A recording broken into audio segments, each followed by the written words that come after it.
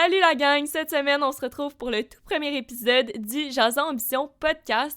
J'espère qu'à date, vous êtes enthousiastes face à l'idée du projet, du concept du projet. Et j'espère aussi que vous suivez tous les réseaux sociaux du podcast, c'est-à-dire sur Instagram, Facebook et YouTube, parce que le podcast est aussi disponible en version vidéo si c'est pas la version que vous écoutez déjà en ce moment. Et c'est ça, vous pouvez aller vous abonner à toutes ces plateformes-là, aller vous abonner à mon compte personnel aussi, rosalie.boyer1. Des fois, je mets des exclusivités par rapport au podcast sur mon compte à moi. Donc, si jamais vous voulez aller jeter un œil, je vous invite à le faire. Comme je disais, cette semaine, on reçoit au podcast Rosalie Lessard. Ensemble, on discute de son récent burn-out, malheureusement, qui l'a empêché de faire des vidéos pendant maintenant 1 an, mais qui va bientôt être back on track. Et sinon, je pense que je vais vous laisser écouter le podcast. On parle de beaucoup de sujets en général, mais on commence par parler de son burn-out. Par la suite, on continue en parlant aussi du processus, en fait, d'écriture d'un livre de cuisine qui peut être beaucoup plus complexe que ce à quoi on s'attend. Et en bref, on parle de ses projets qui l'attendent, on parle aussi de sa compagnie de bijoux éthiques qu'elle est sur le point de lancer et du processus aussi de création de cette entreprise-là. Donc bref, c'est vraiment un épisode inspirant. Je vous invite à laisser un thumbs up si vous êtes sur YouTube, laisser un rating si vous l'écoutez sur Apple Podcasts, Spotify, toute bonne plateforme de balado-diffusion. Et j'aimerais aussi que vous commentiez, si vous l'écoutez sur YouTube, c'est qui que vous aimeriez que je reçoive au cours des prochains épisodes? À date, je le dis aussi dans plusieurs autres épisodes, mais je reçois beaucoup de femmes au départ. Attendez-vous à voir surtout des femmes pour les prochains épisodes. Mais non, c'est ça. J'aimerais savoir c'est qui que vous aimeriez que je reçoive en tant qu'homme qui œuvre dans le domaine artistique du Québec, domaine culturel. Ce serait qui que vous aimeriez entendre sur son parcours. Ça va me faire plaisir de les contacter et de peut-être être en mesure de vous fournir un podcast avec l'invité de votre choix. Donc, vous perdez rien à m'écrire ça dans les commentaires. Écrivez aussi ce que vous avez le plus aimé de ma discussion avec Rosalie. Et sur ce, bon podcast!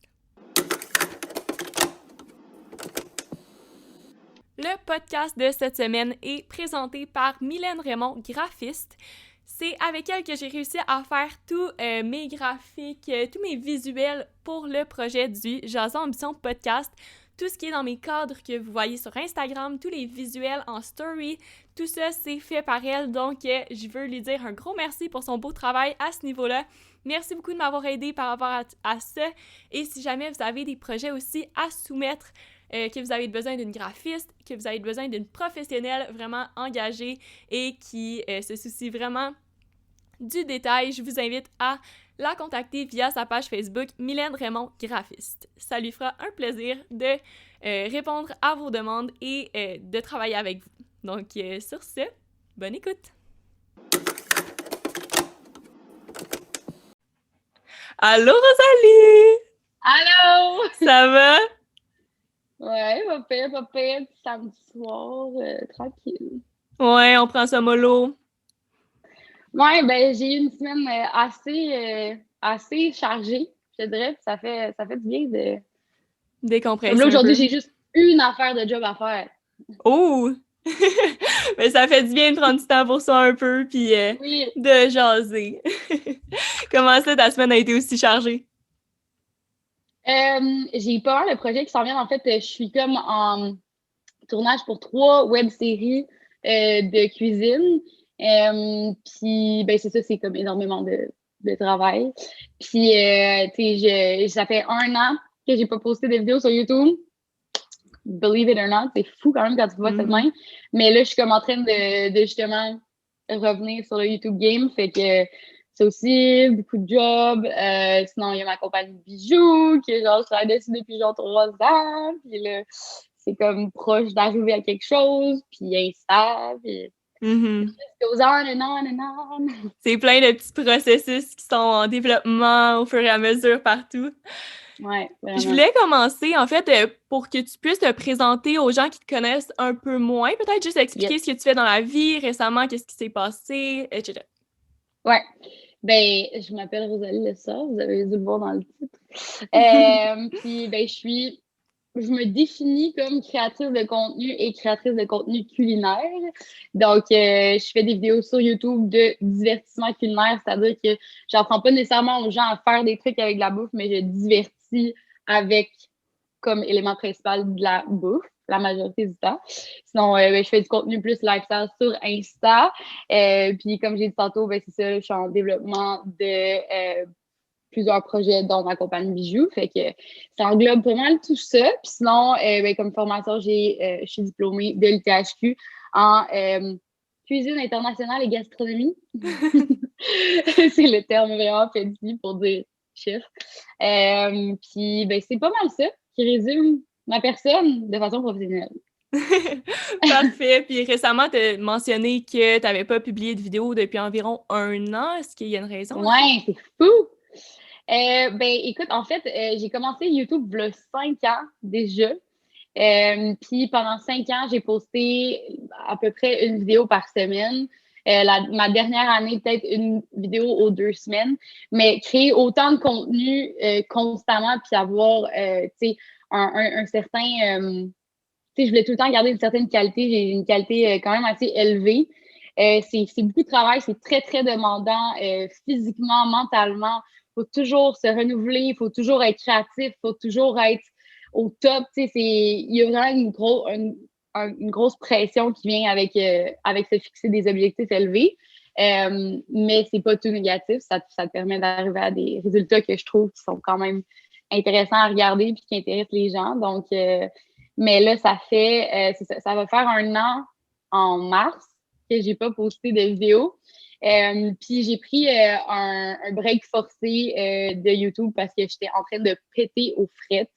Littéralement, là, j'ai vraiment fait un burn-out et puis une dépression post-burn-out. Voilà. Puis je suis très ouverte d'en parler, là, ça me dérange vraiment pas. Je trouve que la santé mentale, ça devrait jamais être un sujet qui est tabou. Puis on passe tout par là à un moment ou à un autre. Puis je trouve que c'est vraiment important de pouvoir en parler puis de se rendre compte que c'est normal puis que c'est vraiment correct. Puis que c'est ça, moi, il fallait vraiment que j'arrête. C'était vraiment, je me suis trop poussée à l'extrême que je pouvais plus comme juste ralentir. Il fallait vraiment que j'arrête tout. Donc, la pandémie a semi-bien tombé juste parce que ben, personne ne faisait vraiment grand-chose. Fait que, Ouais. vu que Ça c'était t'a la permis de calm pandémie, j'ai fait. down. Ouais, au début, c'était comme forcé là, parce qu'on était tous pognés chez nous. Puis à un moment donné, j'ai fait, you know what, ça me fait vraiment du bien. Je pense que je vais comme continuer sur cette vague-là jusqu'à temps que j'ai le goût, comme vraiment le goût de recommencer. Puis, ben, c'est ça. On est rendu là, 1 an plus tard. Beaucoup de travail a été fait sur moi-même, sur fixer mes limites, comprendre comment il fallait que je dose parce que j'ai tendance à être un peu workaholic. Là. Parenthèse, c'est un peu dommage dans notre génération que être workaholic, c'est quasiment vu comme quelque chose de positif. Mhm. C'est comme, oh my God, la fille, elle strive, elle est tout le temps sur un projet après un autre projet. Mais moi, personnellement, je trouve que les exemples à suivre, c'est vraiment les gens qui, oui, ont de la drive, mais qui savent Prendre du s'arrêter, temps puis pour eux. savoir, puis écouter leur corps, ouais, puis savoir comme, OK, ben là, c'est trop. Parce que ce que ça fait, c'est que ça va faire comme moi, puis à un moment donné, ben, ça marchera plus. Tu pourras plus. Ouais. Fait que c'est ça. Puis je trouve que j'ai l'impression que je me retrouve un peu à travers ce que tu dis. Est-ce que tu as le feeling que le fait que tu gardes plein de projets en même temps, c'est quasiment comme ça que tu restes dans ta zone de confort parce que si tu n'as pas assez de projets, tu as l'impression que ah ben là, je suis pas au travail, comme que tu sers à rien. Moi, c'est ça que je ressens des fois personnellement. Puis c'est pour ça que j'ai besoin de faire des projets parce que ça me Ouais. sort la tête de comme toute la routine, tu sais. Je sais pas si c'est comme ça pour toi, là. Mm-hmm. Vraiment, c'est vraiment ça pour moi. J'ai vraiment l'impression, c'est pour ça aussi que j'ai de la misère à prendre une pause parce que je me dis, mais pourquoi prendre une pause si je pourrais être en train de faire telle affaire, telle affaire, telle affaire, tu sais. C'est comme on dirait, tu sais, quand je me couche le soir, j'ai hâte de me lever pour faire des affaires. Tu sais, c'est ça, là, tu sais, ça fait partie de ma personnalité un peu hyperactive, là. C'est ça, j'ai tout le temps le goût de faire plein d'affaires. Puis l'affaire, c'est que j'ai l'énergie pour le faire, mais des fois, ton énergie physique et ton énergie mentale, ils suivent pas. Mhm. Ça m'a pris vraiment Tu sais, puis j'imagine que c'est pas la même chose pour tout le monde, mais ça m'a vraiment pris un temps d'adaptation pour comprendre que je vais pas nécessairement sentir physiquement que je suis fatiguée, mais que mon cerveau, il a besoin d'un break. Je sais pas si tout le monde est comme, Ouais, ben ouais, oui, je là, c'est évident, comprends. mais Non, je pour comprends. moi, c'est comme vraiment pas naturel là, de faire ça. Fait Non, que, c'est ça. tu sais, j'ai été comme élevée, entre guillemets, dans la restauration. J'ai travaillé comme serveuse depuis l'âge de 16 ans, de 16 à 26 ans, 25, 26 ans, fait pendant 10 ans, comme en salle, pas en cuisine. Puis, tu sais, c'est vraiment, ça te donne vraiment une éthique de travail fort. Moi, je pense que c'est vraiment positif. Tu sais, ça donne un éthique de travailler fort, de travailler des longues heures, tu sais, de rester professionnel à travers la fatigue. Puis, tu sais, en tout cas, c'est ça. Mais ce que ça m'a donné aussi, c'est que j'ai comme l'impression que je devrais tout le temps travailler 13 heures par jour, puis que, tu sais, je devrais tout le temps être en train de faire quelque chose, puis de pousser plus, puis de... Fait Tu devrais que, toujours c'est rendre ça. ton temps productif, genre. Toujours, ouais, ouais. Mhm. Moi, si je pouvais, là, ça serait comme. Ben, en fait, quand j'ai fait mon burn-out, je me réveillais avec mon téléphone dans les mains.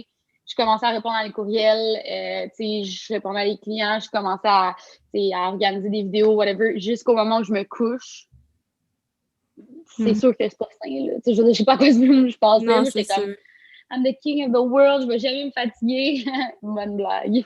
Ouais. Ouais. Puis c'est quand que tu t'en es vraiment rendu compte, tu parlais de quand t'as perdu un peu cette envie-là de continuer. Est-ce que c'est vraiment ça qui a fait le déclic entre ah, ben là, je veux continuer pour continuer, puis de réaliser que finalement, OK, non, ça va vraiment pas bien, il faut que je prenne du temps pour moi. Comment t'as vécu Tu ça? veux dire, à quel moment ça s'est Ouais, passé de ça ou? ouais, que tu t'en es vraiment rendu compte, puis Hmm. t'as fait oh, OK. Ben, il s'est passé comme plusieurs choses en même temps. Moi et mon ex, on s'est laissés. Tu sais, on avait acheté un duplex ensemble. Là, il y avait mon épuisement professionnel. Il y a eu la pandémie. Ça aussi, c'est pas vraiment facile sur le Mhm. mental. Fait que je te dirais que tout ça en même temps, ça l'a juste fait que j'étais littéralement plus capable de fonctionner. Faut juste qu'on comprenne là, qu'un burn-out, c'est vraiment particulier parce que, ben, tu sais, ça peut être différent d'une personne à une autre, mais presque dans tous les cas, ce que ça fait, c'est que au début, tu perds certains trucs que tu fais dans ton hygiène de vie. OK? Fait que, mettons, moi, tu sais, j'allais au gym 5 fois semaine. Bon, OK, là, je commence à moins aller au gym. Tu sais, moi, je me fais 3 repas par jour, cuisinés par mois, tous les jours. Bon, là, OK, là, je commence à skipper mon déjeuner, puis je commence à prendre mon dîner sur En le pouce, là, travaillant. genre, tu sais, dans un café ou whatever. Mhm. Là, tu sais, je passais beaucoup de temps avec mon ex, j'en passe de moins en moins. Fait que c'est comme toutes des petites choses, lentement mais sûrement, tu sais, ça tombe pas dessus comme une tonne de briques, là. Tu sais, c'est comme Mhm. lentement mais sûrement, puis si tu t'en rends compte assez vite, ben tu peux faire comme, oh là là, OK, non, il y a un problème, je vais me rebalancer. Mais moi, j'ai comme pas vu venir, puis j'étais juste comme, ben non, mais c'est juste que, tu sais, je travaille beaucoup, j'ai juste beaucoup de projets en même temps, puis c'est normal, puis à un moment donné, je vais me replacer. Mais j'ai continué dans cette voie-là jusqu'à temps que, je te jure, OK, je me faisais plus à manger. J'ai arrêté de cuisiner. Pour Pour une moi, c'est fille qui a comme, étudié en cuisine, c'est c'est sa fascinant que tu sois passion, rendu comme c'est là. bizarre, là, tu sais. Ouais. Oui, vraiment. Quand je me suis rendu compte de ça, j'ai fait, et là là, c'est sûr qu'il y a un problème. J'ai arrêté de m'entraîner complètement. Puis l'entraînement aussi, c'est très bon pour le mental. Tu sais, c'est pas juste bon pour garder sa shape, là, c'est vraiment bon. Mon Dieu, mon chat. Fait quoi, j'ai arrêté de m'entraîner, j'ai arrêté de me faire à manger. Là, j'ai arrêté de faire du social, tu sais, comme je pouvais plus voir mes amis, je voyais plus mon chum, tu sais, j'étais vraiment comme j'avais juste la job. Puis, à un moment donné, j'ai commencé à expérimenter des sentiments d'anxiété physique, là. Fait que j'avais, bon, tu dois expliquer ça encore. J'avais des tremblements aux mains, comme ça. J'avais des contractions musculaires. Fait que, mettons, ma mâchoire était tellement serrée que ça me faisait mal. Mais tu sais, je le faisais pas, c'était tout seul. C'était pas volontaire, ouais. Non, non, vraiment pas. Puis ça me piquait, comme ça me grattait, là. Puis j'avais des sueurs froides en travaillant. Comme, Ouais. tu peux-tu arrêter, genre, tu peux te rendre Ouais, compte que c'est ça. t'es à C'était tous bout? les signes que ton corps t'envoyait pour te dire, OK, il y Ouais, a quelque chose qui arrête! cloche. Vraiment, arrête, genre, c'est comme, arrête. Fait que, ben, vu que j'ai encore là pas écouté mon corps, Puis que les gens de mon entourage s'en rendaient pas vraiment compte parce que, tu sais, de l'extérieur, j'avais de l'air de je fais ma job, j'ai pas de l'air Voyais le de résultat vivre de final. l'anxiété. Ouais, c'est ça. Ben là, ouais. Mais pour de vrai, comme le monde autour de moi, ça ne sont pas tant rendu compte jusqu'à temps que je sois genre vraiment deep. Là. Fait que là, après que c'est ça, je travaillais, puis j'avais tous ces signes physiques d'anxiété-là, j'ai juste, à un moment donné, j'étais juste plus capable de travailler. Fait que si je m'assoyais à mon ordi pour commencer un montage, j'étais pas capable. Puis, comme, clairement, je sais comment, là, mais Ouais. c'est vraiment dur à expliquer, mais j'étais pas capable. Mon cerveau, j'avais le goût de pleurer, mon cerveau, il se concentrait pas, j'étais pas satisfaite, ça marchait juste pas. Mm-hmm. Puis là, j'ai passé sérieux, comme 2 semaines allongée avec mon téléphone à regarder des TikTok parce que j'avais juste besoin de penser à rien. Puis là, je me suis vraiment rendu compte que j'avais un problème. J'ai commencé ben là, je suis rentrée dans la phase dépressive de mon burn-out parce que souvent, un burn-out, ça va être C'est suivi précédé d'autres d'une choses, ouais. dépression. Super le Comme fun. si t'en avais pas déjà assez, tu Ouais, sais. non, c'est ça, c'est genre. Puis, ben c'est ça, j'ai commencé à vraiment mal aller. Fait que là, j'en ai parlé aux personnes de mon entourage parce que même, tu sais, c'est même pas que je voulais pas en parler, c'est que je m'en rendais même pas compte moi-même vraiment de qu'est-ce qui se passait. Des fois, ça peut être difficile de comprendre qu'est-ce Ouais. qu'on ressent puis qu'est-ce qui se passe. C'est juste parce que j'ai eu beaucoup de stress, parce que j'ai beaucoup de projets. Tu sais, c'est comme un peu difficile. Fait que en parlant, je me suis rendu compte que, bon, il y avait clairement un problème. Là, je me suis fait psychanalyser. Puis, c'est ça. Là, on a eu le diagnostic de dépression post-burnout. J'ai fait comme, oh shit! C'est sérieux, là, tout ça, là! Ouais. fait que je me suis dit, bon, là, j'ai 2 options. Soit, tu sais, je continue à travailler, puis je vais peut-être continuer à me rendre malade, ou je prends vraiment un break, je mets tout sur pause. Tu sais, c'est difficile de mettre les choses sur pause quand toutes tes affaires vont fucking bien. Vraiment bien, parce que t'as peur de T'sais, manquer le train, puis ben de... oui, ben oui, vraiment. Tu sais, je venais de hit 500 000 sur YouTube. Mes vidéos faisaient comme, tu sais, des très, très bonnes vues. Tu sais, ma page Instagram, ça va super bien. Tu sais, les gens sont vraiment là, sont présents. Je vois que le monde, tu sais, ils aiment ça, puis ils en veulent plus. Tu sais, fait que, tu sais, quand tu as une communauté, tu veux tout le temps leur en donner plus. Puis là, j'étais comme, tu sais, je peux-tu vraiment, entre guillemets, abandonner ma communauté? Tu sais, je sais que les gens peuvent très bien vivre sans mes vidéos, mais tu sais, Mhm. il y a comme vraiment un sentiment de responsabilité envers le fait que ces gens-là te suivent, puis s'ils te suivent parce que tu leur donnes du contenu, tu sais. Ouais. Puis j'ai fait le choix pour moi, puis aussi pour pouvoir continuer à long terme de faire ce que je fais, d'arrêter complètement. C'était définitivement la meilleure décision que j'aurais pu faire. C'est clair que ça n'avait pas été facile de voir toutes mes statistiques descendre alors que je travaillais depuis 5 ans pour garder un certain standard, puis tout ça. Mais ça vaut pas ma santé mentale. Non, c'est sûr. Ça vaudra jamais ma santé mentale. Là, fait que Puis comment c'est tu ça. perçois... Ouais, on y va dans le deep en partant. Comment tu perçois, Écoute, comment tu perçois ton retour sur YouTube? Est-ce que c'est quelque chose qui t'inquiète par rapport à tout ce qui s'est passé récemment? c'est une bonne question. Tu sais, je pense que si je recommence YouTube, il faut vraiment que je me dise que je parte avec l'idée que ça reviendra peut-être pas comme avant, puis que c'est correct. Puis Mhm. que, tu sais, à la base, YouTube, je faisais ça parce que j'aimais ça. Tu sais, quand j'ai commencé YouTube, j'ai jamais envisagé que ça devienne mon travail. Puis, je pense que c'est la bonne approche parce que, tu sais, les, euh, les résultats de performance que je voulais Que tu atteindre vises, ouais. constamment, c'était malsain, là. Il n'y avait rien de sain là-dedans, là. Comme de garder un aussi haut standard tout seul, là, sans l'aide de personne, comme c'est c'est impossible. Puis, tu sais, je veux dire, les réseaux sociaux, c'est tellement instable, dépendant des algorithmes qui changent, puis de juste l'intérêt des gens vis-à-vis à ce que tu fais. Puis, je veux dire, il n'y a rien de garanti jamais. Fait que si, mettons, tu te mets des trop hauts objectifs puis que ça ne fonctionne pas, c'est même pas nécessairement à cause de toi. Il peut y avoir comme plein de raisons, tu sais. Fait Mhm. que je pense que c'est plus sain comme ça. Puis je pense que maintenant, j'ai quand même une meilleure approche mentalement par rapport à ça. Tu sais, je pense que je vois ça avec un plus gros grain de sel, là. Même avec Instagram, avec la pandémie, on a tout, je vous le dis, là, je sais pas si c'est un secret, là, mais on a tous perdu des abonnés, là, tout le monde, tous les créateurs de contenu, que ce soit les créateurs de contenu américains ou québécois, on a tous perdu des abonnés, toutes nos stats ont descendu parce que on n'avait rien à mettre. Ouais. Personne avait du contenu intéressant à faire, tu sais, je veux dire, TikTok a bombe parce que TikTok, ben, t'as pas besoin d'être en train de faire une activité, Non, c'est sûr. genre le fun, ou de voyager, ou de whatever pour faire des TikTok, tu sais.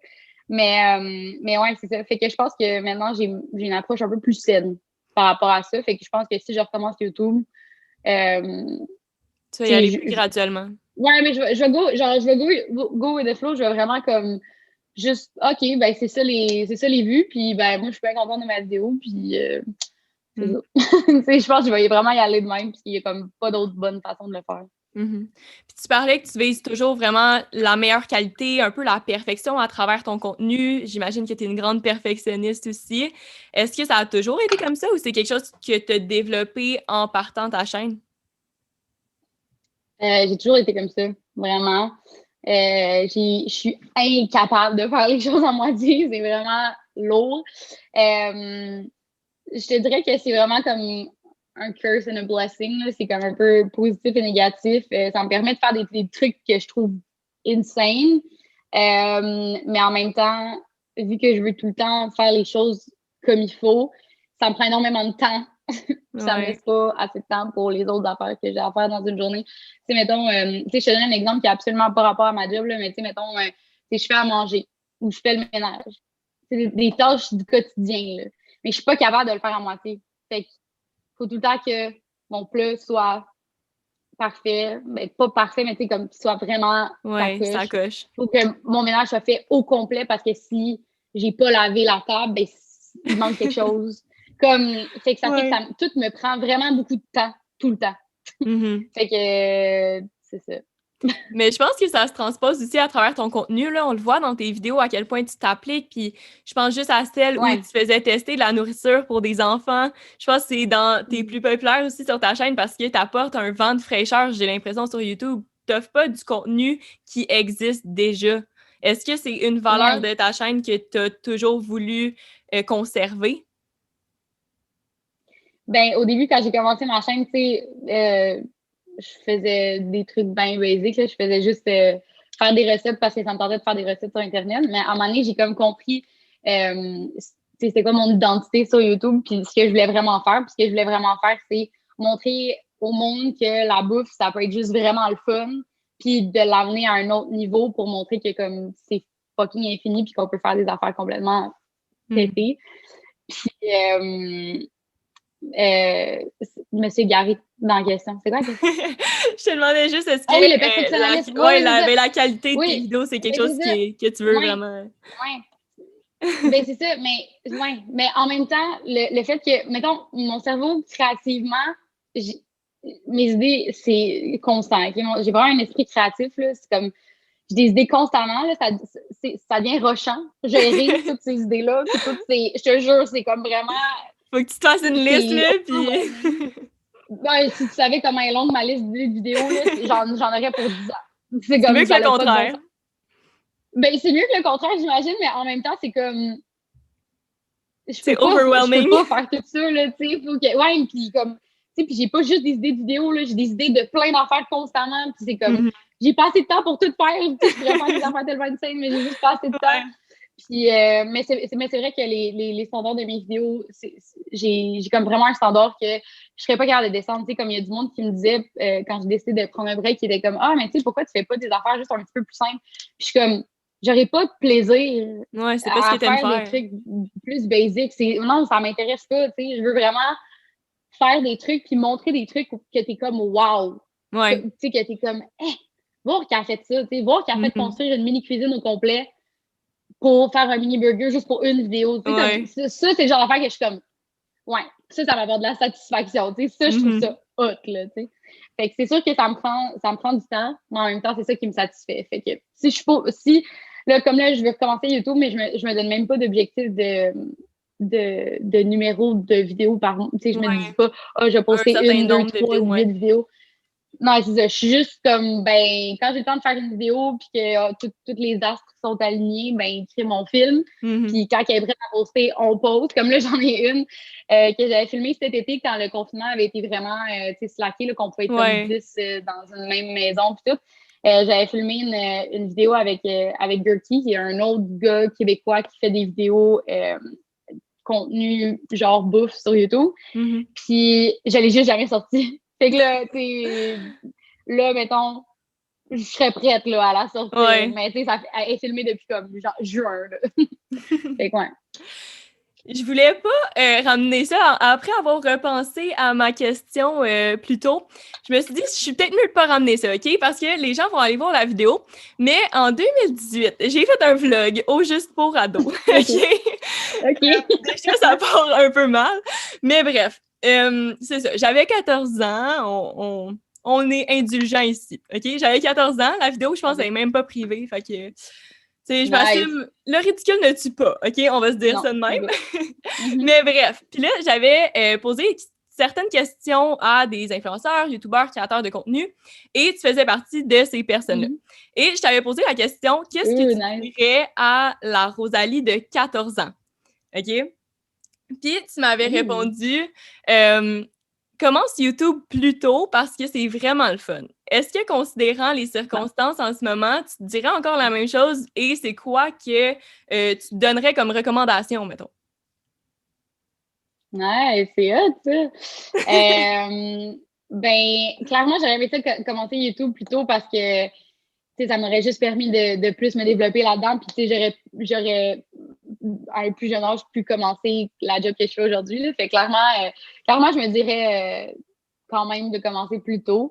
Peut-être que j'aurais même développé un éthique de travail moins complètement malade mentale. Puis peut-être que j'en serais pas là aujourd'hui. On sait pas. On sait jamais.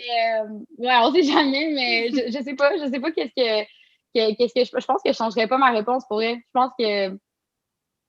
pense que commencer YouTube plus tôt, ça aurait été vraiment positif dans ma vie. Puis en fait, je connaissais juste pas YouTube avant de rencontrer Lisande. Puis j'ai rencontré Lisande dans un contexte où je savais pas du tout c'était qui, puis que je savais même pas c'était quoi des YouTubeurs, là. Ça existait même très pas un peu, thing, là, tant que ça.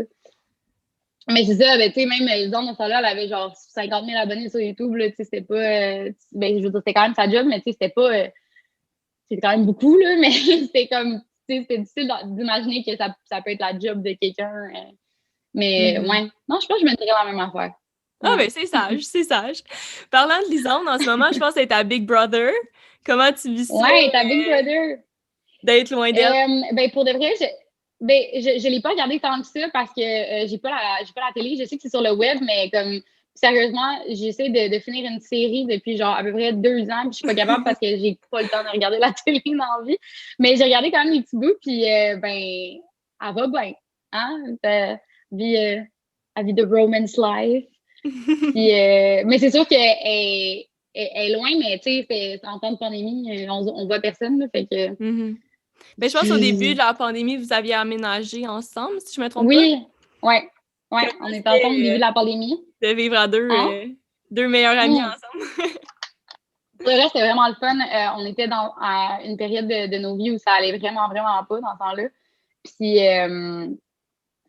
Puis, on s'est vraiment aidé à sortir de ça. Puis après ça, Vanessa Duchel est venue emménager chez nous parce que elle prenait ma chambre que je loue parce que je peux avoir une coloc chez nous.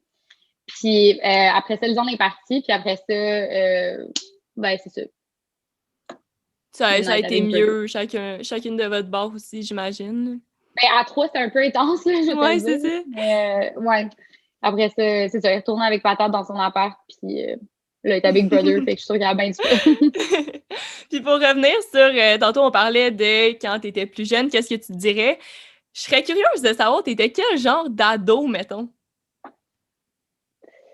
Et là, est-ce qu'on s'en va avoir en terrain glissant?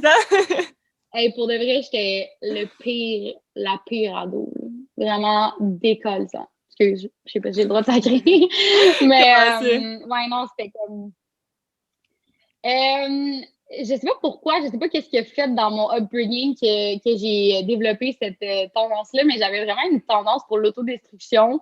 Fait que de vraiment jamais prendre les bonnes décisions pour moi, puis de vraiment tout le temps me mettre dans la grosse merde. Puis, ouais, ça a pris longtemps avant que je m'en sorte. J'ai passé par tout ce que tu peux passer, là, la DPJ, être en centre jeunesse, après ça, finir, ben, c'est ça, décrocheur scolaire, après ça, finir l'école aux adultes, puis après ça, finalement, je m'en suis sortie, mais tu sais, mettons que j'aurais pu prendre un chemin pas mal plus facile pour me rendre à destination. Là. Je me suis vraiment pas rendue la vie facile. Tu parlais justement que tu as fini tes études secondaires aux adultes. Après, tu as étudié à l'ITHQ. Ouais.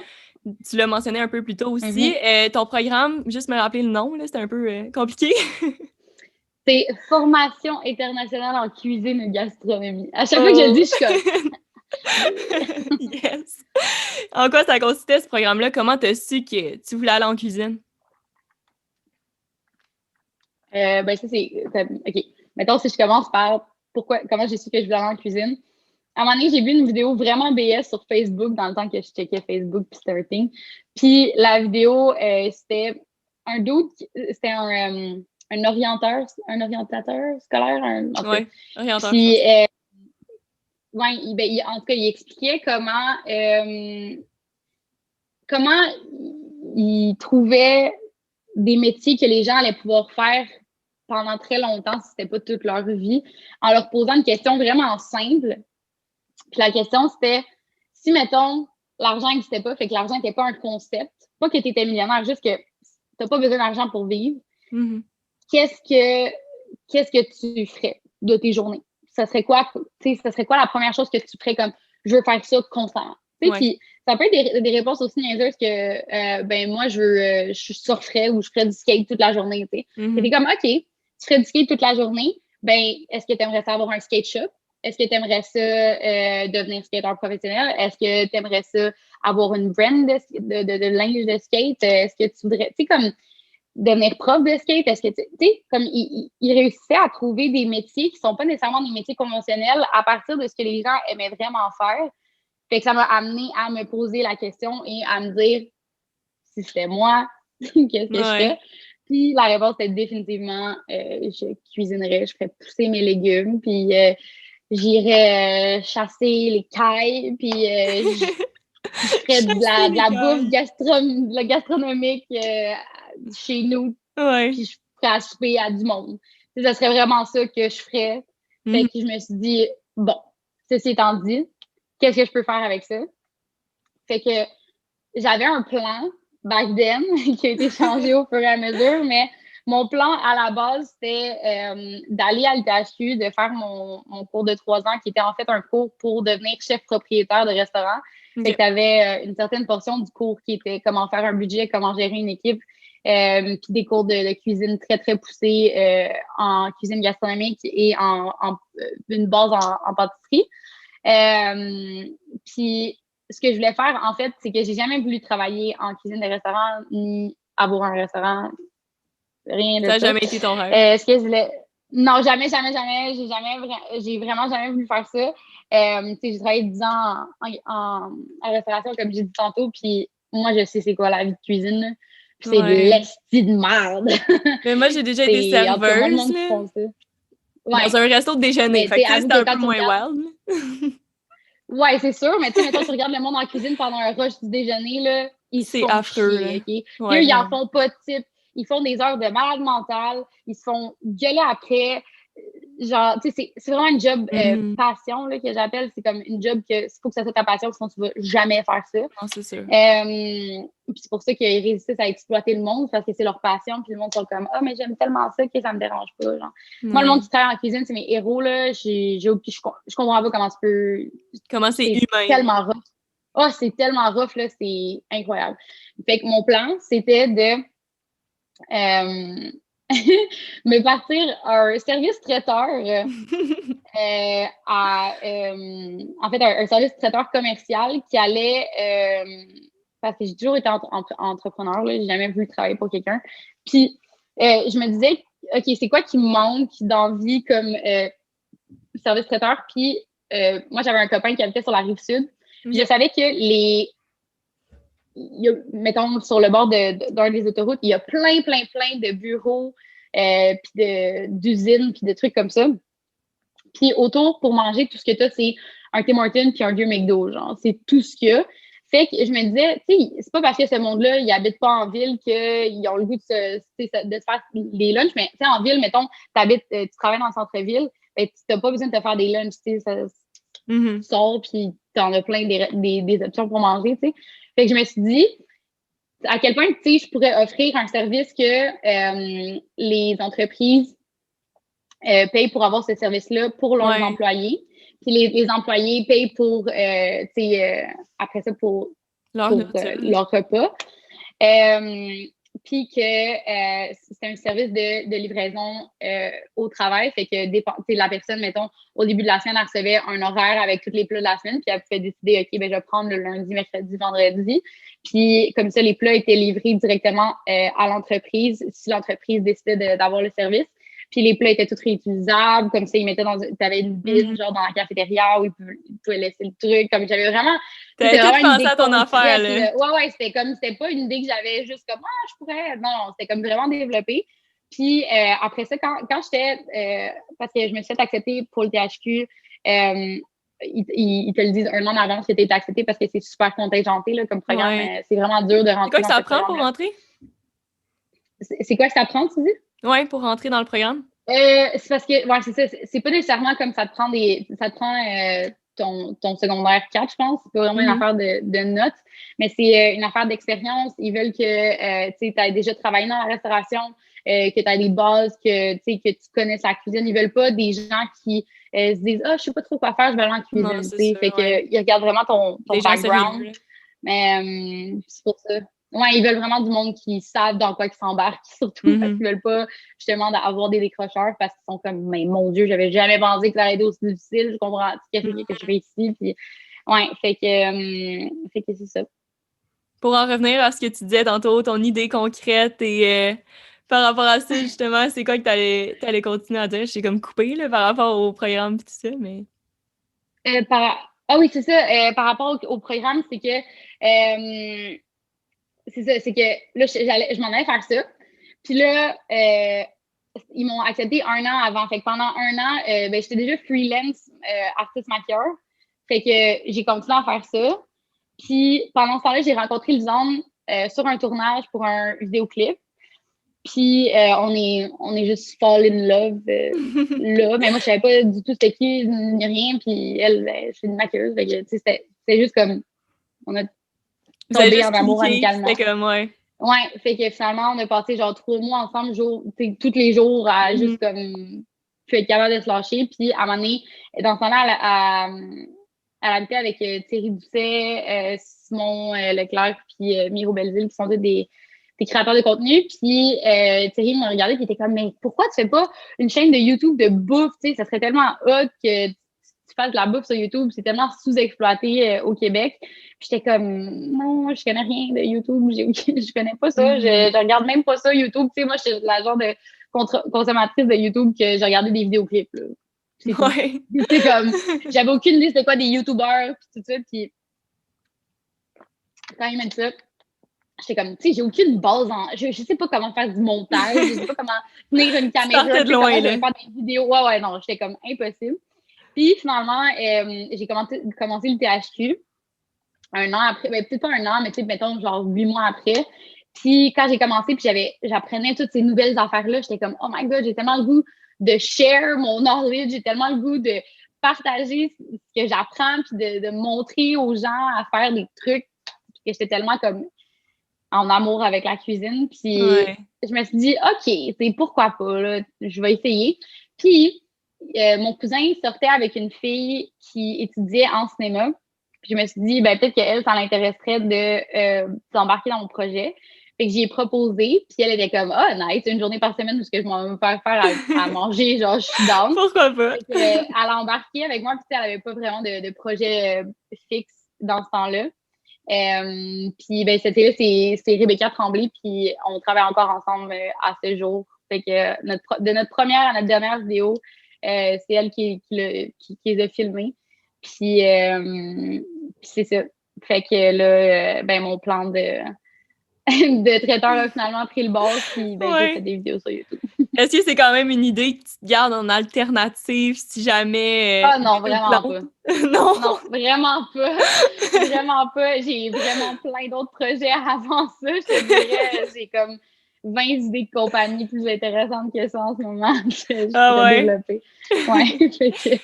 Mais justement, t'as l'air d'être quand même une personne curieuse, tu sais, t'as vraiment un désir d'en apprendre plus sur plein de sphères professionnelles. J'ai l'impression d'ailleurs que tu t'es lancée en écriture d'un livre de cuisine. C'était quoi le processus de tout ça? Oh mon Dieu. Écrire un livre, c'est vraiment de la job. Ouais. Je te jure, là, même comparé à ma chaîne YouTube sur laquelle j'ai travaillé pendant 5 ans, c'est pas comparable. Écrire un livre, c'est tellement difficile. Tu sais, en plus, un livre de cuisine, parce que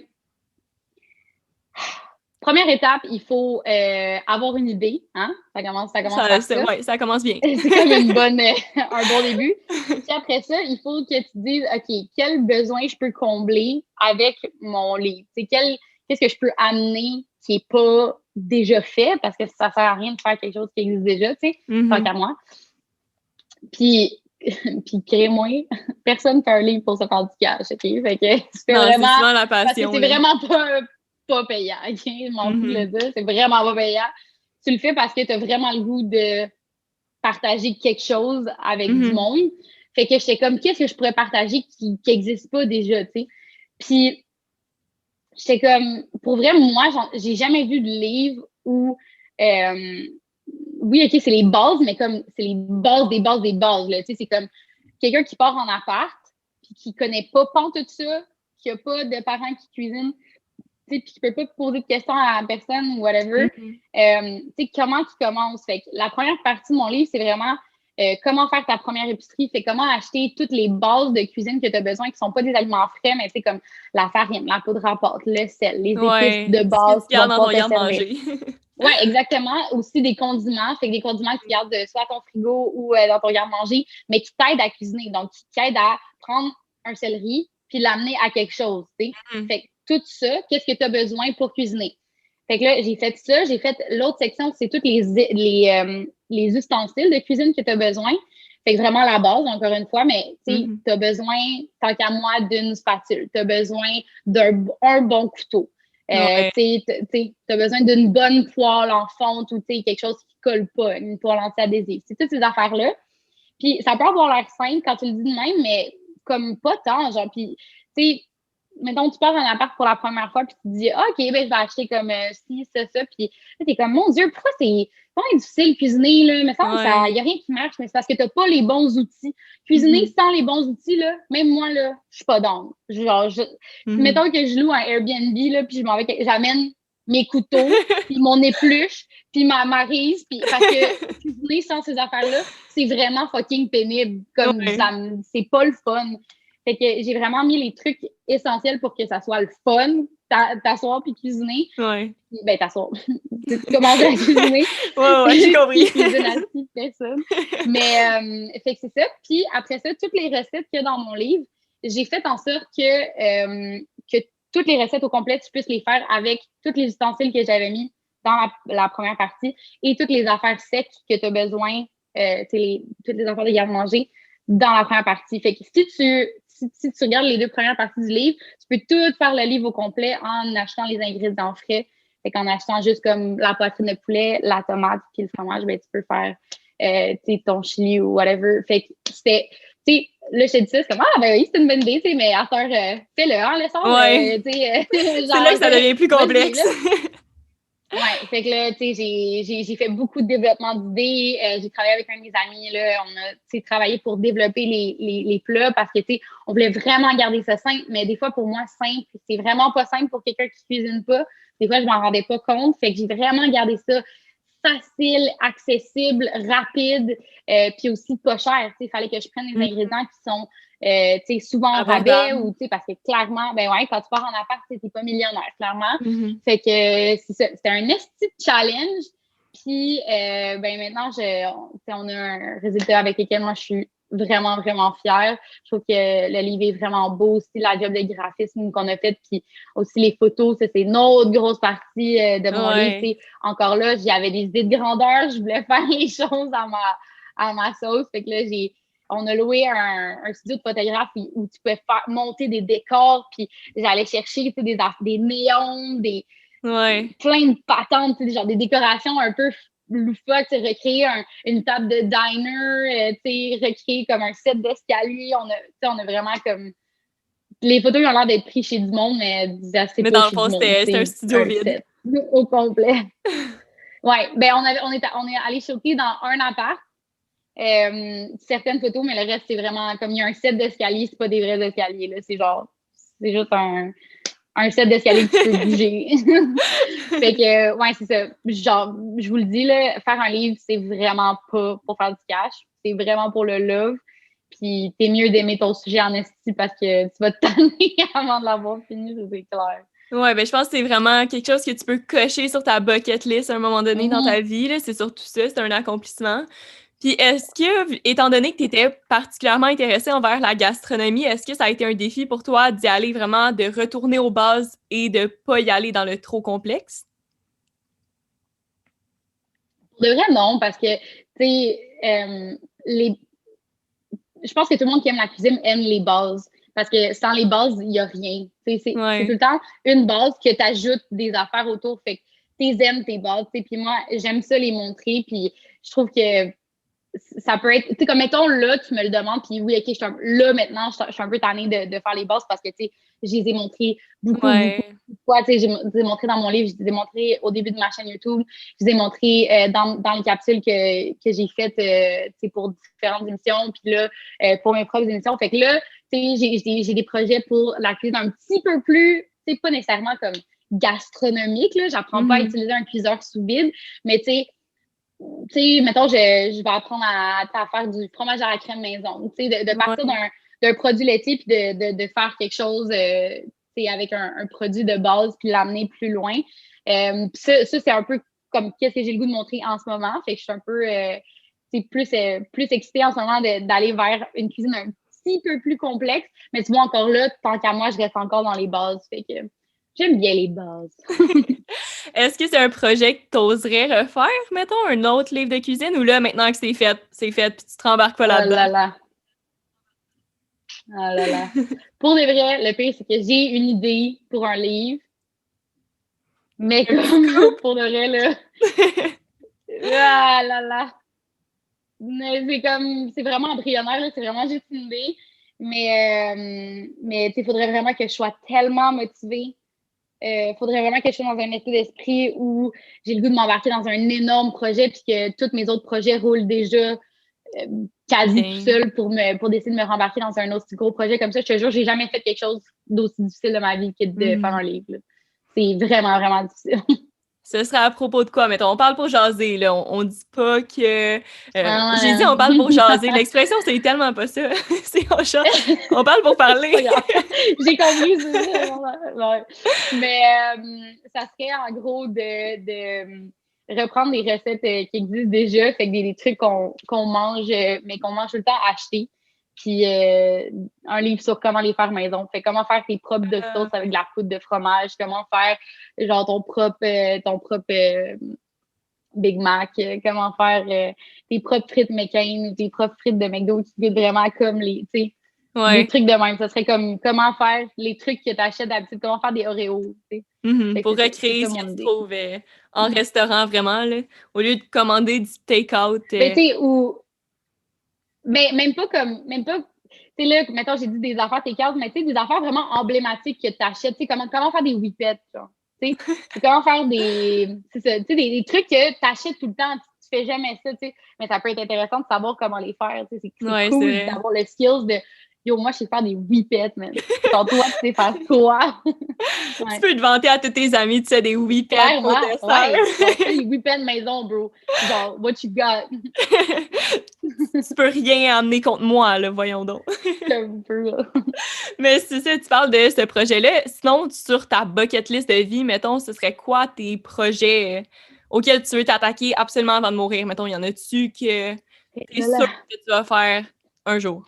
Ben, mon projet de vie au complet, là, c'est d'être autosuffisante. Fait que mon projet, c'est que, mettons, à 40 ans, je puisse prendre ma retraite puis que je puisse me faire construire une maison dans le bois où tu sais, je suis power par l'électricité solaire, l'électricité aqueduc, puis que faire pousser mes fruits puis mes légumes, puis juste tout faire moi-même, mais tu sais, c'est ça, d'être autosuffisant, là, d'avoir un greenhouse pour avoir des fruits et des légumes toute l'année, puis de faire mon compost, puis d'avoir mon terrain, puis ça, c'est mon objectif de vie, là. T'es plus une fille de campagne que de ville, mettons. Mais le pire, c'est que non, mais, tu sais, comme je pense que je me garderais un pied à terre en ville, comme soit, tu sais, faire louer un appart, tu sais, sur le plateau, soit le faire louer ou le louer en Airbnb ou de quoi de même, pour comme pouvoir revenir en ville quand ça me tente d'être en ville, mais la majorité du temps. Mais tu sais, pas loin de Montréal non plus, là, tu sais, pas besoin d'aller à 8 heures de Montréal dans le fin fond du trou de bois, là. Ça peut être à Saint-Saul, là. Genre, tu sais, je m'en sac, là. Mais ouais, c'est parce que c'est juste parce que tu peux pas vraiment te permettre d'avoir ça en ville, tu sais, il y a comme pas vraiment de terrain, puis tu sais, en tout cas, moi, j'aime beaucoup la cueillette, puis tu peux pas faire de la cueillette ben, tu peux, là, c'est pas vrai, mais comme, pas pareil. C'est moins là, fréquent, là. Non, c'est ça.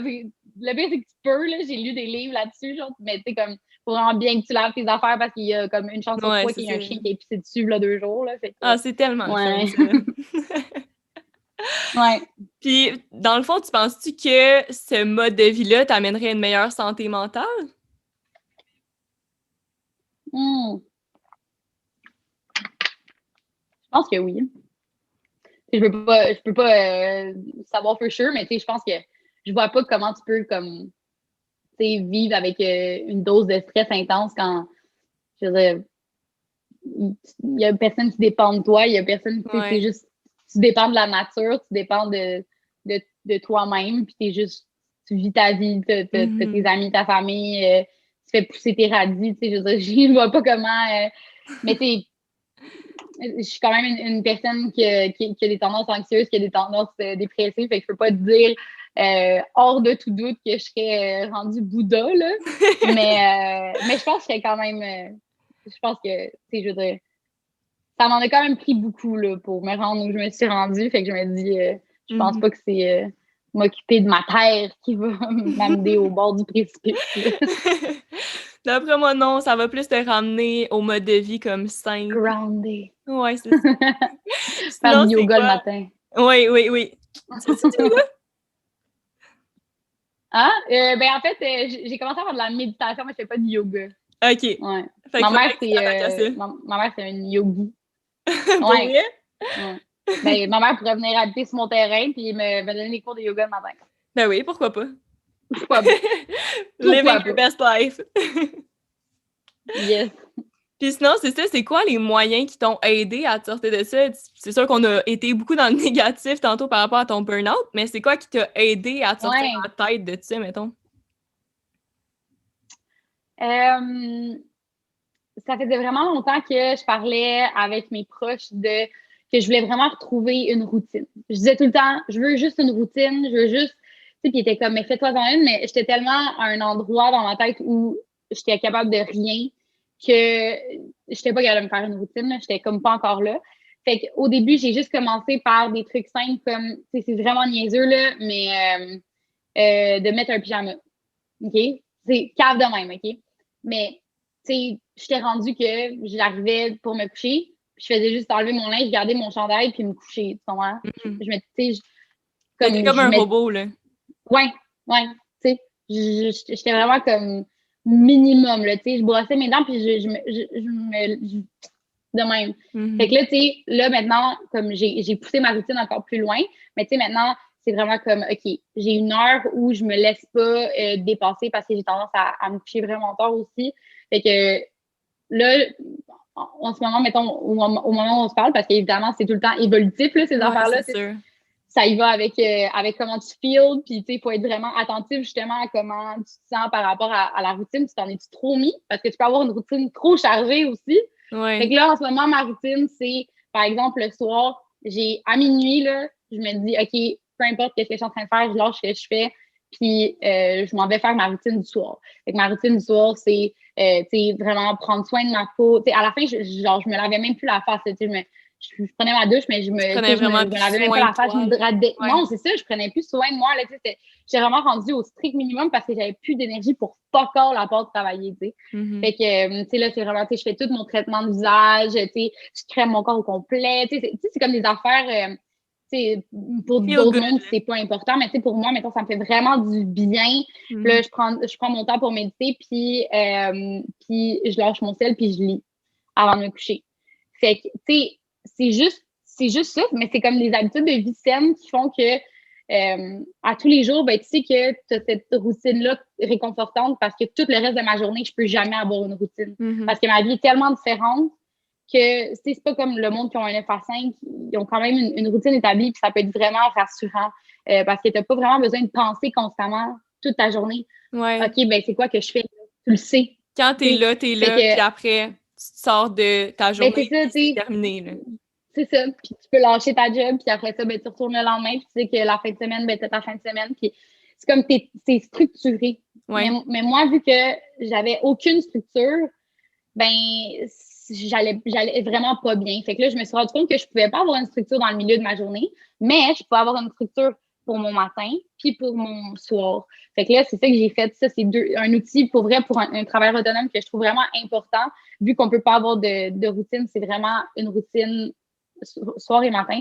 Ça, pour le vrai, là, ça m'a vraiment, vraiment, vraiment aidé. Ça continue de m'aider. Je peux même pas t'expliquer à quel point. Là.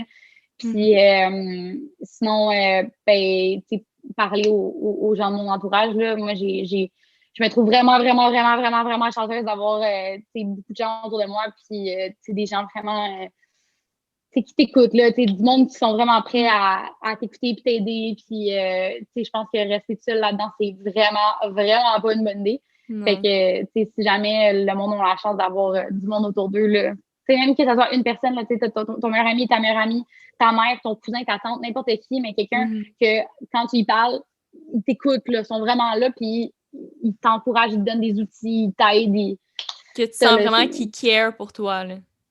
Ouais, qui care, puis qui essaient de trouver des solutions, qui sont pas juste là. Moi, j'ai besoin de ça, j'ai besoin du monde qui vont m'aider à trouver des solutions. Il y a du monde j'ai du monde que je connais qui ont juste besoin d'une oreille. Ils ont juste besoin de quelqu'un qui les écoute aussi. Moi, j'ai besoin de quelqu'un qui m'écoute puis qui est comme, OK, bon, on fait ça, genre. Qui te ressaisit, genre. Ça. Ouais. OK. Mais je trouve que ce que tu dis en ce moment, ça se transpose bien sur la réalité des étudiants en ce moment qui font des cours en ligne, là, veux pas.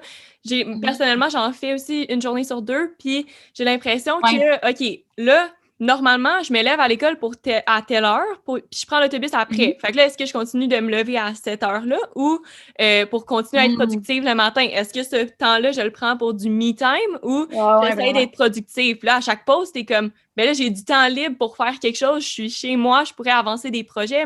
Juste moi, sur le podcast, j'étais comme, OK, je vais envoyer des courriels, je vais faire ça. Puis là, après, tu te connectes à ton cours, puis ça arrête jamais. Puis le soir, tu continues de faire des devoirs, tu continues de travailler sur tes projets. Fait que veux pas, ça arrête pas. Puis je comprends vraiment ce que tu voulais dire par rapport à ça, là.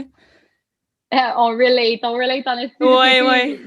Pour moi, l'école, c'est une job en tant que telle, là. 100%, là, c'est... tu commences à travailler dès que tu commences à aller à l'école, là, tant qu'à moi. Là. Mais je vous file vraiment. Puis je pense que, justement, vous êtes un peu, pas des travailleurs autonomes, mais tu sais, vous êtes chez vous, puis vous avez des trucs à faire à des heures différentes à tous les jours. Puis vous avez vos projets sur le site, puis vous êtes tout le temps chez vous, fait que vous pouvez tout le temps entreprendre quelque chose. Fait que je trouve que c'est facile de se perdre là-dedans, puis de justement s'en mettre trop ses épaules. Vraiment, ça peut aller vite. Sinon, pour la suite des choses, qu'est-ce qui t'attend? C'est quoi tes prochains projets? Tu parlais des web-séries. Y a-tu d'autres choses qui te fait vibrer en ce moment? Les web-séries, c'est quelque chose qui m'allume vraiment parce que c'est la première fois que j'ai l'opportunité de travailler avec une team. Puis crime que ça fait du bien parce que... Tu vois du monde! mais en fait, c'est même pas le... Ben oui, j'aime vraiment le côté genre pandémie puis qu'on peut voir du monde même si on est comme toutes masquées et tout. Mais il y a aussi le côté que, tu sais, moi, dans tout le contenu que j'ai créé, j'étais tout le temps tout seul à créer, à faire le contenu, à part Becky, qui m'aide à filmer, mais à développer le contenu, puis tout ça, j'ai toujours été tout seul. Puis là, de pouvoir comme brainstormer avec du monde, puis d'être en team, puis de pouvoir se donner des tâches, c'est pas tout toi qui dois faire. Oh my God, c'est tellement...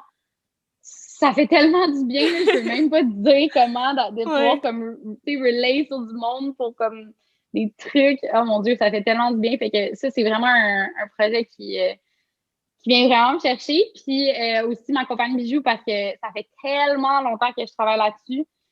Puis vu que justement, je voulais garder des éthiques de travail, puis je voulais que, en fait, tout est fait à Montréal au complet. Puis je peux te le garantir, il n'y a pas de compagnie de bijoux en ce moment qui sont faits 100% à Montréal. Mm-hmm. Il y en a qui sont faits, mettons, qui ont été coulés à Montréal ou qui sont usinés à Montréal, mais non, c'est pas du 100%. Nous, c'est designé, coulé. En tout cas, faites les derniers touch-ups, puis après ça, shipper tout à Montréal. Fait que c'est un esti challenge parce que pourquoi les gens font pas ça, c'est que ça coûte trop cher. Quand c'est pas... c'est un gros travail pour que ça coûte assez cher, mais que de profit parce que il faut quand même que tu fasses un certain c'est sûr qu'on ne fera jamais autant de profit que quelqu'un qui fait faire ses bijoux à Bali, là. C'est normal. Mais en même temps, t'as pas la culpabilité de OK, peut-être que à cause de mes produits qui comblent un certain besoin superficiel, oui puis non, là, mais un certain besoin aux gens d'ici, peut-être qu'il y a des gens qui meurent dans les usines à cause de leurs conditions, là. Ben, tu sais, mettons, j'ai des amis qui ont des business qui font faire dans des pays du tiers-monde.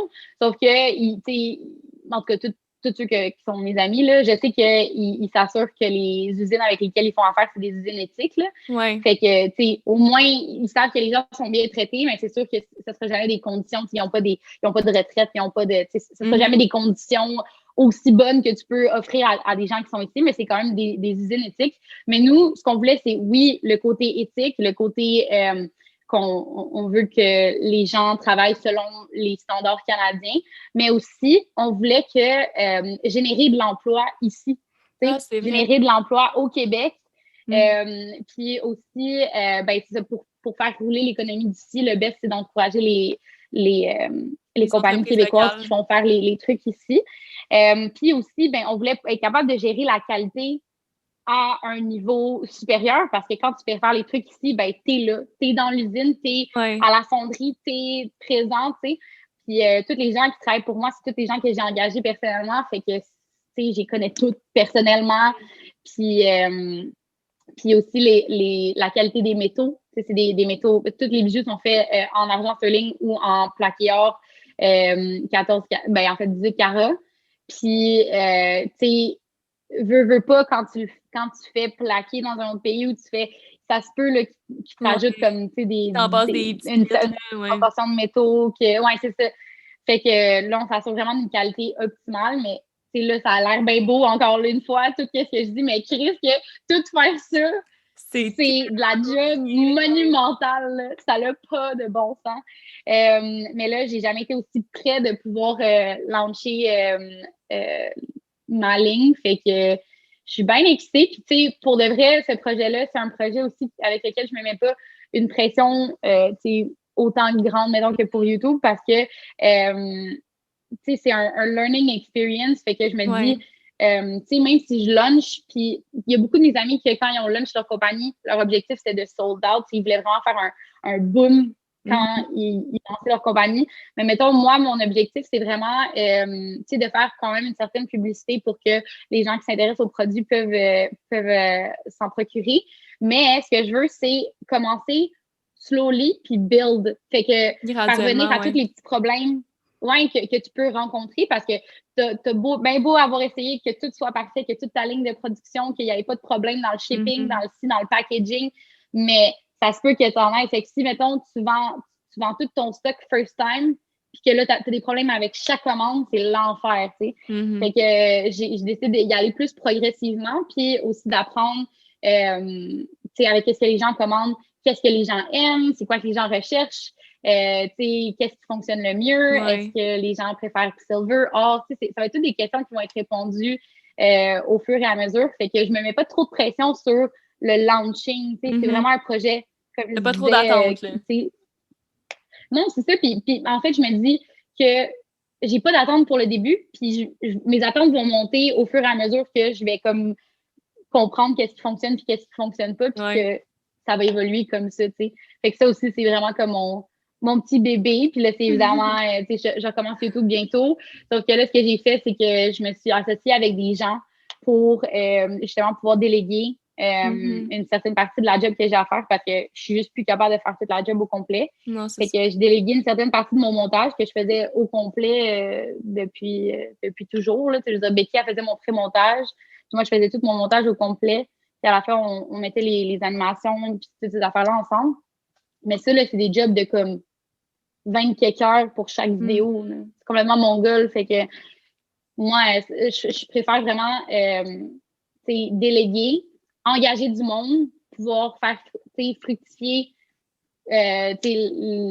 l'économie des gens de moi, puis m'enlever des responsabilités, puis rester saine d'esprit. Moi, genre, je préfère ça fois 1 million. Mais c'est juste que trouver du monde à qui tu peux déléguer ces affaires-là, c'est vraiment difficile. T'sais. Déléguer mon montage YouTube à quelqu'un. Ouais. C'est tellement comme ton bébé, là. Ah ouais, ça a été vraiment tough, mais j'ai trouvé quelqu'un, Alex Lachance, qui va le faire. Dans le fond, il a monté une vidéo pour moi à date. Ça s'est super bien passé, puis j'adore ça travailler avec lui. Fait que j'ai délégué cette partie-là parce que comme il faut vraiment que je me concentre plus sur le contenu, développer les idées, puis le faire que la post-prod. Tu sais, la post-prod, c'est pas grave si je m'en occupe pas. Au début, j'étais comme, oh, mais non, personne peut faire ça. Faut que ce soit entièrement fait par toi, ouais. Ouais, il faut que ce soit authentique, mais ça reste authentique si c'est toute mon mais idée au complet. C'est ça. Ça va quand même suivre tes couleurs puis ta personnalité. C'est ça, ouais. C'est toi qu'on va voir dans le vidéo. Il a pas changé mon style. Ouais, il a pas changé tout mon style de montage au complet non plus. Il est resté avec qu'est-ce que j'aime, puis garder des petites animations, puis toutes ces affaires-là qui rendent la vidéo intéressante à regarder. Là. Fait que, ouais, déléguer mes réseaux sociaux, mais mes réseaux sociaux, mes projets de capsules, puis ma compagnie de bijoux. En ce moment, c'est pas mal ça, mes focus. Puis pour revenir sur ta compagnie de bijoux, est-ce que tu as envie que ce soit un peu associé à ton nom, mettons? Parce que là, tu as une grosse plateforme quand même. Puis est-ce que tu veux utiliser tes réseaux sociaux pour en faire la promotion ou au contraire, tu veux que ce soit vraiment plus un projet individuel on the side, mettons? C'est vraiment une bonne question. En fait, je veux, depuis le début, ce que je veux, c'est que ça soit pas, la compagnie s'appelle Fennec, Fennek. Puis, tu sais, c'est pas genre Fennec par Rosalie Lessard, tu comprends? C'est Fennec. C'est une entité en tant que telle. Je veux vraiment build une compagnie que des gens qui me connaissent pas sont comme, oh shit, c'est juste fucking nice, genre, j'en veux.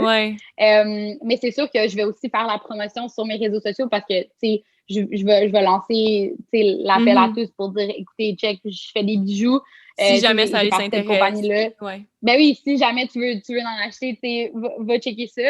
Mais je veux pas être genre partout sur le site puis que genre tu vois très bien que c'est moi, c'est vraiment pas ça que je veux. Là. Je veux juste en parler à mon monde parce que je pense que ça peut les intéresser. Puis après ça, ben laisser vraiment ça avoir sa propre identité.